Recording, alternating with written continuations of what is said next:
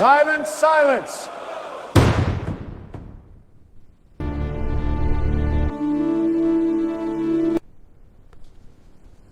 ఏమిటి మీ ఆరోపణలు? కోర్టుకి వివరించండి. ఇతను మా స్ట్రీట్స్ లోకి వచ్చి బలవంత మతమార్పిడి చేస్తున్నాడు సార్. ఇతను చేస్తున్న ఆరోపణలు నిజమేనా? మీరు బలవంతముగా మతమార్పిడి చేశారా? నన్ను మనస్ఫూర్తిగా ఆరాధించేవాళ్లే నాకు కావాలి. నాపై ఇష్టం లేకుండా నన్ను ఆరాధించేవాళ్లు నాకు అవసరం లేదు అని బైబిల్లో స్పష్టంగా రాసి ఉంది. అలాంటప్పుడు బలవంతంగా ఎలా మారుస్తాం?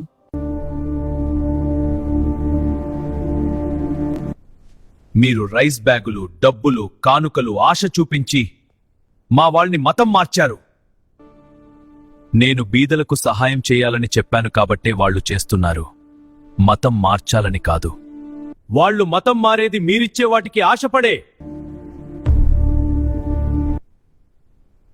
నా సేవకులిచ్చే ఆహార పదార్థాల కోసం మతం మారకండి. నేనిచ్చే నిత్య జీవం కావాలనుకుంటే మాత్రమే నా దగ్గరకు రండి. యేసుని నమ్మితే మీ రోగాలు పోతాయి, మీ సమస్యలు పోతాయి అని ప్రచారం చేసి మతం మార్చడం తప్పు కాదా? నన్ను నమ్మేవారికి కలిగే మేలులు, ఆశీర్వాదాలు గురించి చెప్పడం తప్పంటారా? ఒక సబ్బు తయారీ కంపెనీ ఆ సబ్బు వాడడం వల్ల కలిగే లాభాల గురించి ప్రచారం చేయడం తప్పు కానప్పుడు, నన్ను నమ్మడం వల్ల కలిగే లాభాల గురించి చెప్పడం కూడా తప్పు కాదు.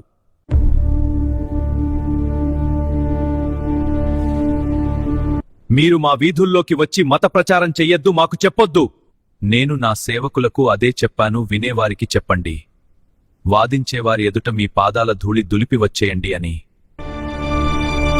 నా ప్రేమ, నా త్యాగం, నా బోధలు, నా ఆజ్ఞలు నచ్చితే వస్తారు, నచ్చకపోతే రారు. ఇందులో బలవంతం ఏమి ఉంది?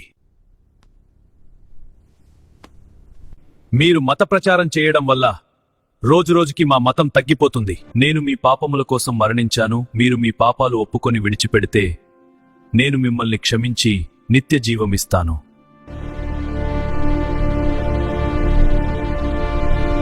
ఇప్పుడు నేను మీకు సువార్త ప్రకటించా కదా, మీరు మీ మతం మార్చుకుంటారా?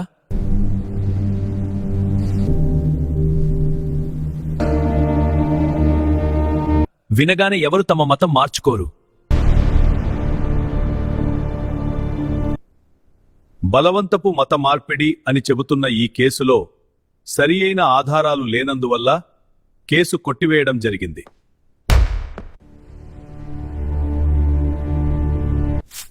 అలాగే సువార్త విన్నంత మాత్రాన మతం మారేంత బలహీనమైన మనసాక్షి మన మతం వారిది కాదని తెలియజేయడం జరిగింది.